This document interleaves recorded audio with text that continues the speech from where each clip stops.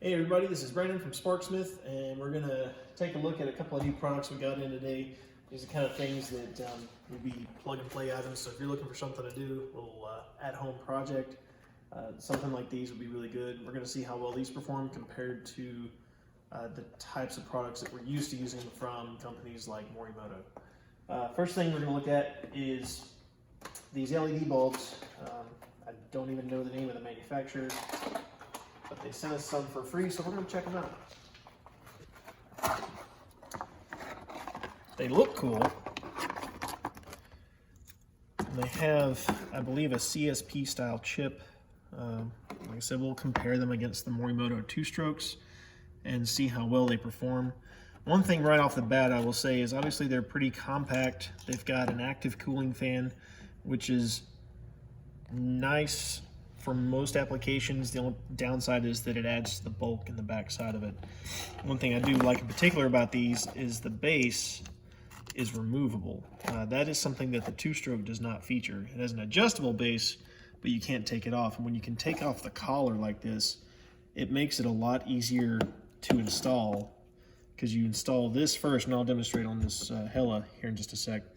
You install the collar first, and then you just snap the bulb right in. Also, you'll notice this one has the flat spot on the bottom, which is something that, for whatever reason, the 2-stroke does not feature that, making it incompatible with a few different makes and models that require that kind of flat spot right there. We also have, they sent us a similar pair in an H11 variant. So we'll dig out an H11 style headlight and plug these in and see just how they do. Again, I like the amount of chips. I feel like those are going to be a little bit big, too big to replicate the actual halogen filament, and so they're probably not going to work as well with the standard optics like the 2-strokes do, but we will test these out and see. Again, they have a fully adjustable collar on them. This one uses a little Allen key, so you'll have to have an Allen wrench that's about that size. This one did not include it in the package like some other brands do. For instance, Diodynamics always includes the Allen key for theirs. Anyway, we'll test these out in a little bit. First thing we're going to do is check out these H4s. In this is a Hella European spec, so E-code 7-inch round sealed headlight. Great replacement. Even if you're just running halogen bulbs, they're a great replacement for any classic car or truck that uses this standard 7-inch round headlight. They give you far superior output to any of the sealed beam headlights and pretty much any other aftermarket stuff that you'll find out there that we've tested anyway. These things have a very good pattern to them for something that's plug and play and still gives you that kind of factory OEM classic look of the glass fluted lens. Well,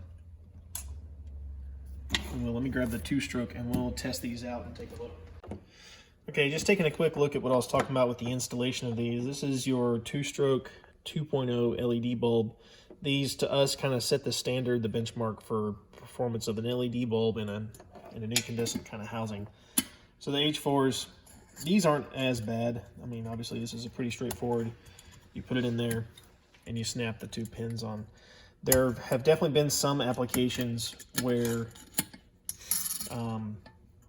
it's much more difficult to get this metal clip around the cooling fan area and make it actually clip.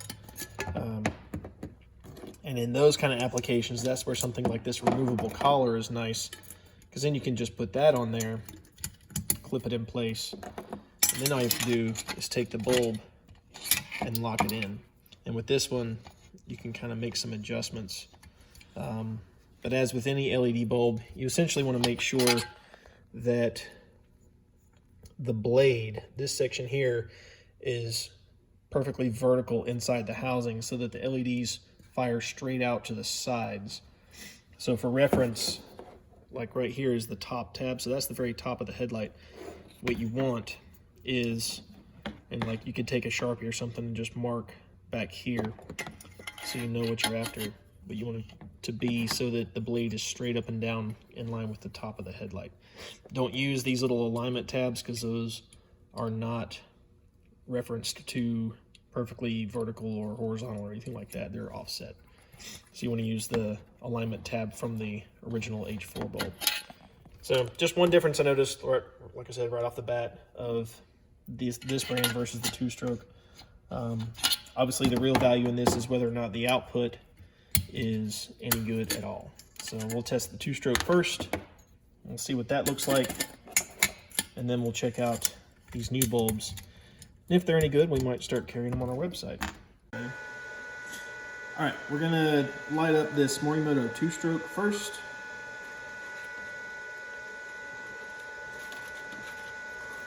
And we're gonna take some readings with this motometer. So that's your low beam. And then that's the high beam. Okay. Low beam, high beam.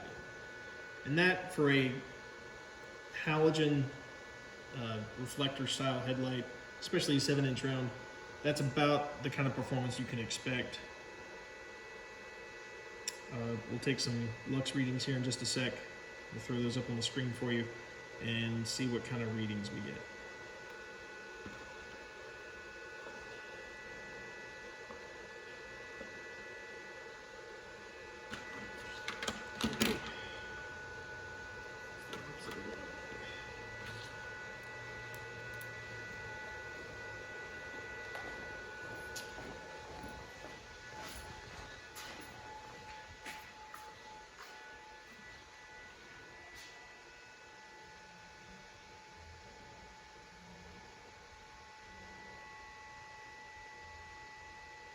So it looks like we're, are you recording? Okay. Looks like we're maxing out around 500 lux. 506, something like that. Roughly 500 on this one. It's about the brightest spot on the low beam. Let me try the high beam and see what that does.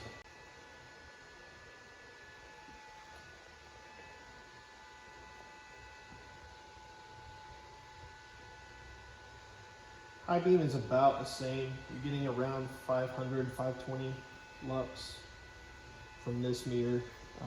So obviously the big difference there is the pattern that it's putting out. Not so much that high beam is brighter than low beam, it's just where it's putting the light. Let's go test out these new bulbs and see how they compare. Okay, one quick note, when you're installing any kind of H4 or other dual filament, so H13 or 9007 kind of bulb, it's going to have this shielding on one of the sets of LEDs, and that shielding is for the low beam. The reason that's there is to work with the optics of the headlight. So what happens is this shield should be on the bottom of the assembly when it's installed, so that light reflects to the top half of the reflector, because the way the optics work is the light that gets reflected on the top half of the reflector ends up down low on the road. So what you want to have is as much light as possible in the correct location at the top half of the reflector, so it ends up down low on the road, so you get that something of a cutoff and you're not providing glare to oncoming traffic.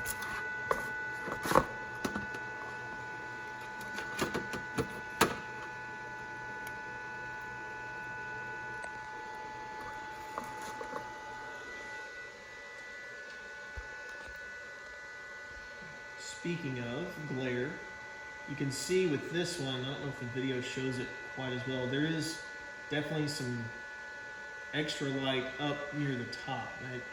It's not that bad. Certainly the two-stroke did not have that extra light coming out at top. That can be a good thing and a bad thing. Most people will tell you that any light above the cutoff line is a bad thing and that it's glare. I would say there's some middle ground there, because you want to have some light up high so you can like see road signs, stop signs, that kind of thing. If there's absolutely no light above that cutoff line, you're going to have a really hard time seeing traffic signs and that kind of thing, especially if you're in a very poorly lit area. So some light above the cutoff line, and you people can crucify me if you want, but I'm telling you, a little bit up there is a good thing. I would call this maybe a little more than I'd like to see. It's not a perfect pattern, but again, it's not bad. One thing I can say is the dark spot right in the center, I don't particularly care for that. We can tweak the rotation of this bulb a little bit to kind of work on that, but obviously if you get it too far, it just makes things worse. Right about there, we've kind of cleared up that dark spot about as good as it's going to get. But again, something we didn't see with the two-stroke. So there's low beam, and that's your high beam. And just first glance, it looks to me like the high beam on this is better than the high beam on the two-stroke. We might do a side-by-side here in a second just to see, but so there's your low, and there's your high. We'll run over here and put the lux meter on it and see what kind of meters we're getting. When I was looking at it, they looked pretty similar, but the meter tells the truth. This one is about half as much light output in relative terms to what the two-stroke had. So, I mean, that's kind of that's a non-starter right there to just, I guess the chips aren't as good. Maybe they're not in the right place. There's a lot of things that can go into how intense the light is out here on the wall. But based on this, I'd say this bulb's about half as bright as the two-stroke.